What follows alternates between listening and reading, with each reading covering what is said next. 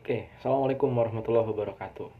Anak-anak semuanya, sekarang hari Senin pagi, masih jam setengah 8 pagi di Kazan, Rusia. Um, Waktunya ayah untuk ngasih time out with ayah Awan lagi, ambil pelajaran dari perjalanan. Setelah kemarin seharian ayah banyak banget jalan. Di hari pertama ayah balik lagi ke Rusia, ketemu dengan banyak teman-teman lama dan diskusi-diskusi lagi, diskusi yang sangat ayah rindukan karena di Tangerang tidak bisa berdiskusi seluar biasa itu. Cuma ayah masih mau meneruskan sedikit cerita dan menghabiskan cerita ayah ketika perjalanan dari Indonesia ke Rusia. Nah, nanti kisah tentang hari Minggu kemarin kita bahas di video berikutnya. Nah, perihal perjalanan dari Indonesia ke Rusia, hal yang ingin ayah selesaikan terkait perjalanan itu dan pelajaran yang bisa diambil adalah ketika kita berada pada dua situasi. Pertama, ketika kita ada di tempat baru dan tempat itu kita yang berjalan sendiri ke sana. Lalu kita bertemu dengan sesama orang Indonesia. Nah, itu situasi pertama. Dan situasi kedua adalah ketika kita ada di tempat baru dan kita adalah satu-satunya orang yang beda sendiri di sana. Nah, ini dua hal ini akan saya ceritakan. Situasi pertama dulu.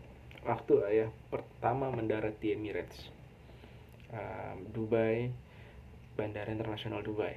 Ayah naik pesawat maskapai Emirates saat itu. Dari Indonesia ke Emirates, banyak dong orang Indonesia. Yes, kebanyakan adalah kawan-kawan kita para pekerja migran yang berangkat ke sana.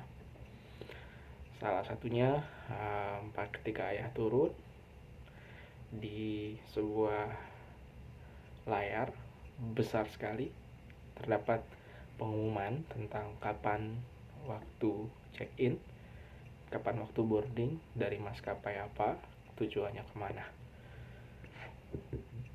Ayah bersama dengan seorang laki-laki, teman kita, dia pekerja migran asal Indonesia yang akan kembali berangkat ke Amerika untuk jadi kru di kapal pesiar Royal di daerah Orlando. Namanya Mas Alvin.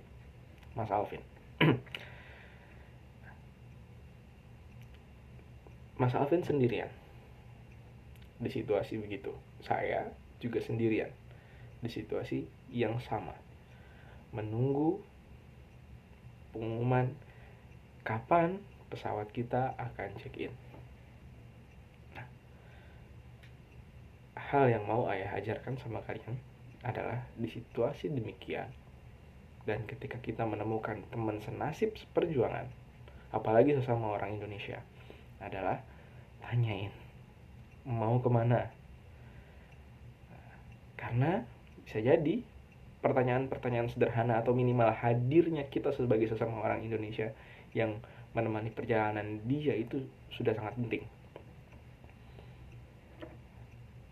Karena biar bagaimanapun kita itu nyaman sekali ketika ada yang menemani perjalanan kita. Mungkin untuk beberapa orang dan beberapa ras lain atau beberapa suku lain nggak menganggap teman perjalanan itu penting, tapi kebanyakan orang Indonesia menganggap teman seperjalanan itu penting. Nah, makanya ayah mau ajarkan ke kalian ketika kita ada di situasi demikian dan kita melihat ada orang Indonesia yang nasibnya sama seperti kalian, apa salahnya kita mengucapkan salam dan berteman. Minimal kita punya teman seperjalanan, minimal kita punya teman nunggu, dan berbagilah pengalaman. Dari situ saya dapat pengalaman dari Mas Alvin. Pengalamannya adalah bahwa ngurus visa ke Amerika untuk pekerja migran, dalam hal ini pelaut, itu sangat sulit sekarang. Tahu apa sebabnya? Karena para pekerja migran yang mendapatkan visa untuk kerja di laut dari berbagai negara, bukan cuma Indonesia, ketika sampai kerja di laut, di kapal, nggak betah. dan memilih untuk kabur dari perusahaannya, walaupun visanya masih aktif, dia masih bisa kemana-mana dong. Dia memilih kabur dari perusahaannya dan kerja di darat. Dia cerita soal itu, dan itu membuat orang-orang yang niatnya lurus mau jadi pelaut sulit untuk dapat visa karena ada orang-orang yang kelakuannya nggak konsisten.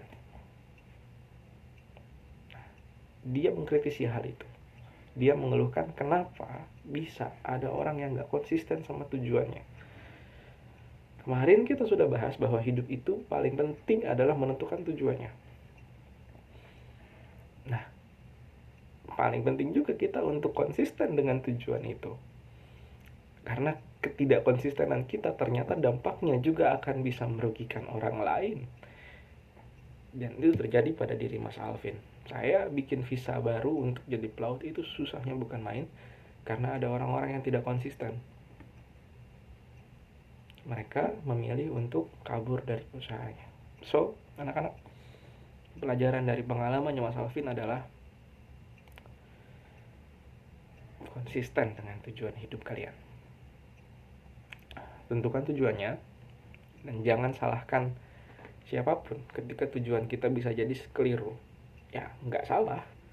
Kita cuma mengambil feedback yang tidak sesuai dengan harapan kita. Kita cuma merasakan feedback yang tidak sesuai dengan harapan kita. But itu namanya perjuangan.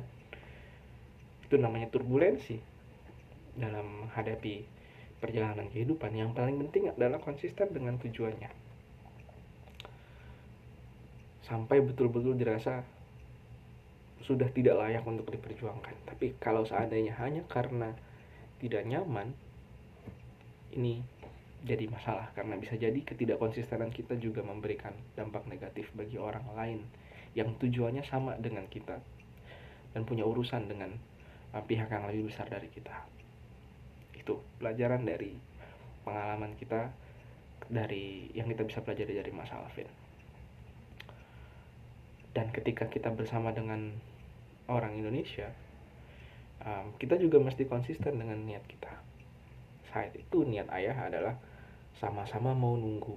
Ketika kita memutuskan untuk ngobrol dengan Mas Alvin, saya nungguin Mas Alvin nungguin saya.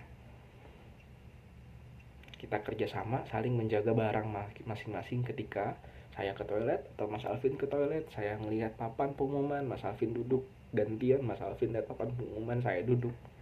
Saling jaga di situ.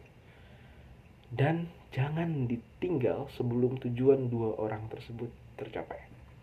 Walaupun saya keluar duluan pengumumannya, jangan tinggalkan orang yang sudah nemenin kita. Jangan tinggalkan orang yang sudah nemenin kita, yang udah ngejagain kita, udah ngebantuin kita, udah nungguin kita, hanya karena kita dapat kesempatan untuk duluan. Kalau seandainya memang ada waktu, cobalah pikirkan untuk kebaikan teman-teman kita juga. Jangan cuma mau kenyamanan kita saja. Itu paling penting. Nah, itu pelajaran yang bisa ayah ceritakan untuk situasi pertama ketika bertemu dengan sesama orang Indonesia di situasi yang luar biasa, sepi di tengah keramaian. Nah, sekarang kita di situasi yang kedua. Situasi yang kedua lebih luar biasa. Ini benar-benar sepi di tengah keramaian, dimana kita jadi satu-satunya orang yang beda dari yang lain. Ayah berangkat dari Dubai ke Kazan itu naik pesawat Fly Dubai, jurusannya langsung ke Kazan. Bisa tebak isinya orang Rusia semua. Dan ayah aneh di situ karena posisinya ayah orang yang bukan orang Rusia sendiri. Mereka bicara dengan bahasa Rusia dan membicarakan apapun dengan bahasa Rusia, dan ayah paham apa yang mereka bicarakan, tapi ayah nggak mau ngobrol dan nggak bisa ngobrol karena ayah beda dengan mereka. Ada rasa inferioritas di situ, lebih ke arah inferioritas dan juga capek. Transit itu kan lelah menunggu, apalagi saat itu benar-benar menunggu sendirian.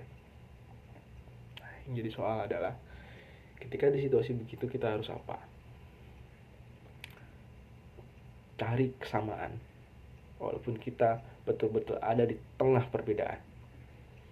Kesamaannya adalah kita sama-sama manusia.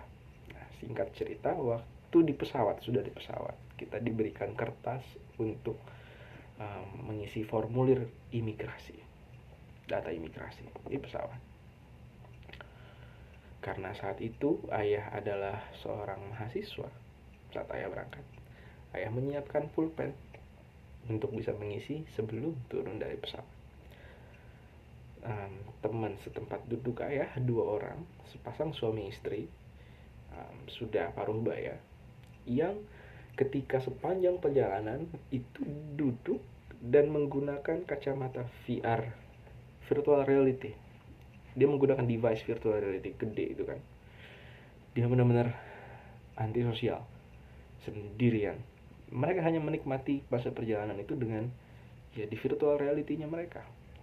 Sangat beda lah. Bahkan dari orang Rusia yang lain pun mereka beda. Mereka pakai virtual reality sepanjang perjalanan. Tapi di saat mereka mesti ngisi formulir yang tadi dikasih sama pramugari, mereka kebingungan. Mereka turis dan mereka nggak menyiapkan pulpen. Sedangkan formulirnya harus dikasih ke pramugari sebelum turun dari pesawat. Dan karena sejak awal mereka pakai virtual reality, mereka nggak kepikiran untuk nyari pulpen. Udah tinggal 5 menit, ya 15 menit sebelum landing, mereka celingak-celinguk. Sebagai guru, ayah punya insting. Ayah tahu kalau murid celingak-celinguk cari apa, contekan saat ulangan. Pasti butuh sesuatu. Ketika mereka celingak-celinguk, mereka mencari pulpen sebetulnya, tapi nggak ada yang megang pulpen juga di situ. Ayah yang beda dari mereka nggak mau tanya bahwa ada pulpen atau enggak, karena mereka juga nggak ngeh dan mereka juga nggak ngelihat ayah nulis tadi. Nah, mereka pakai virtual reality. Tapi di situasi begini, ingat cari kesamaan. Samaan kita sama mereka adalah sama-sama manusia. Kesamaan kita sama mereka adalah kita bisa juga ada di situasi begitu. Dan kalau kita bisa tolongin, ya tolongin. Nah, dengan menggunakan bahasa Rusia, ayah minjemin pulpennya. Nah, dan di situ mereka berterima kasih. Dan ternyata baru diketahui bahwa 2 orang tadi ini adalah sepasang suami istri yang jadi dosen di salah satu universitas di Rusia dengan mengajar bahasa Inggris, dan mereka lancar berbahasa Inggris. Dan mereka bilang, saya menyesal nggak mengajak Anda berbicara karena Anda lancar berbicara juga menggunakan bahasa Inggris. Kalau gitu kita ngobrol dari tadi. Nah, dari sini kita bisa ambil pelajaran bahwa jangan ragu juga sebenarnya untuk memulai obrolan. Kesalahan ayah adalah ayah merasa capek dan inferior. Satu-satunya orang yang berbeda, mereka Rusia semua. Sudahlah, saya diem saja. Tapi ketika memang mereka butuh, di situ sebagai tetangga kita punya kewajiban bantu. Dan dari situlah muncul cerita. Jadi dalam situasi begitu, cobalah bantu tetanggamu, bantu teman seperjuanganmu. Jangan tinggalin teman seperjuanganmu. Oke anak-anak, sekian time out with Ayawan. Ambil pelajaran dari perjalanan. Assalamualaikum warahmatullahi wabarakatuh.